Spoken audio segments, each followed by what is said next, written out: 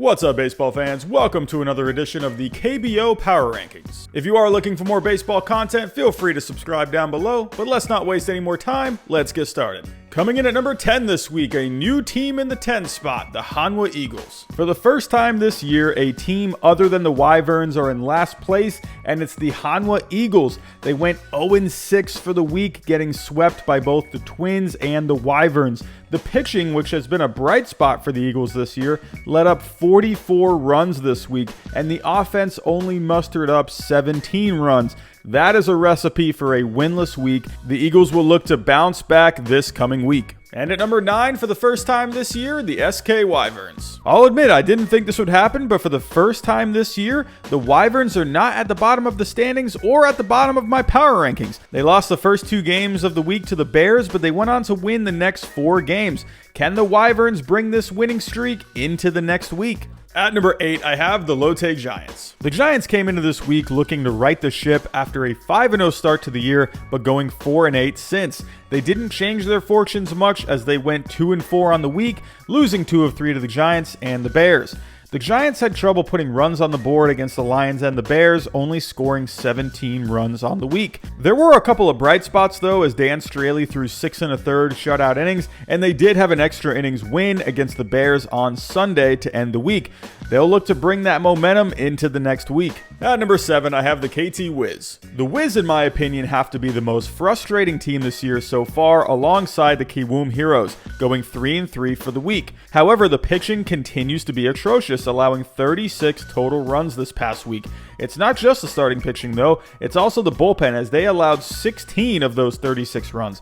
Ogdrasammer Despaigne is a bright spot though, as he threw 8 shutout innings against the Tigers, bringing his ERA for the year to 1.69. The Wiz simply just need to find a way to pitch better to put themselves back into the playoff picture. At number 6, I have the Samsung Lions. The Lions quietly had a good week this past week, winning 2 of 3 against the Giants and 2 of 3 against the best team in the league, the NC Dinos. They were close to going 5-1, but the bullpen couldn't hold a scoreless tie against the Giants.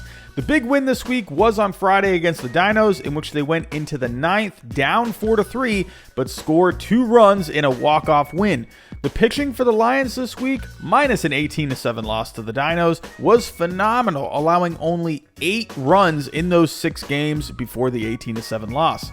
The offense is getting contributions from multiple guys in the lineup. It'll be interesting to see if the Lions can keep this up moving forward. At number 5, I have the KBO Heroes. The Heroes had something to prove coming into this week, but ended up having an underwhelming week. After a convincing sweep from the Dinos, the Heroes did take 2 of 3 from the Wiz, in which they scored 27 runs over those 3 games. However, the Heroes continue to be the most inconsistent team in the league.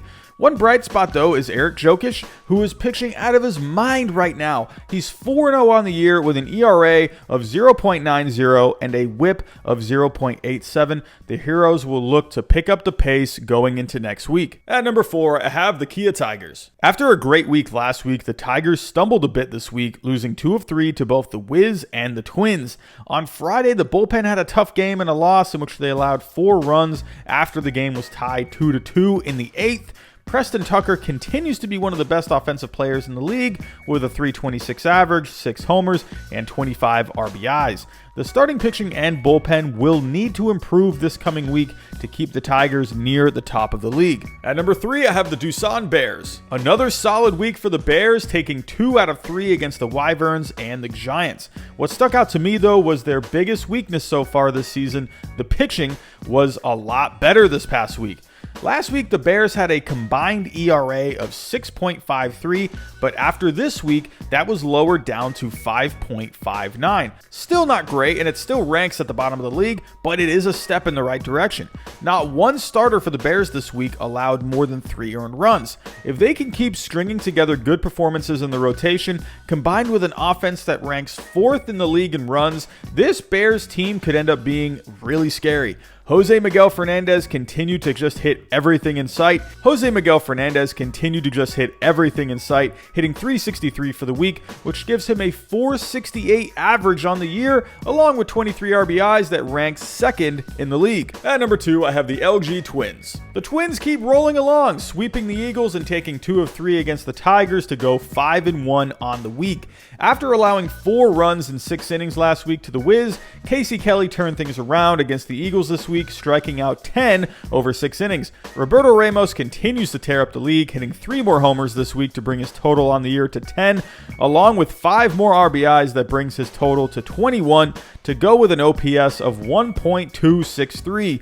However, he did have a collision with Hung-Woo Choi, and he was complaining of pain in his hip afterwards, so the Twins will have to keep an eye on that. At number 1, I have the NC Dinos. The Dinos just keep rolling along as easily the best team in the league. They did drop 2 of 3 to a not great Samsung Lions team and also suffered a walk-off loss, but they did sweep a very talented Kiwoom Heroes team to go 4-2 on the week and 18-5 overall on the year. Chang Mo-Koo continues to dominate with a 0.51 ERA through 35 innings so far, as well as Drew Rosinski, who has a 2.51 ERA through 32 1/3 innings. The offense is clicking as well with guys like Sung Bum Na, who has 7 homers and an OPS of 982, and former Major Leaguer Aaron Alter had a good week, hitting a couple homers and driving in 10 RBIs. So those are my power rankings for the week. Tell me down below in the comments, how do you think the power rankings should look this week? That's all I got for today. Thanks for joining. Have a good day.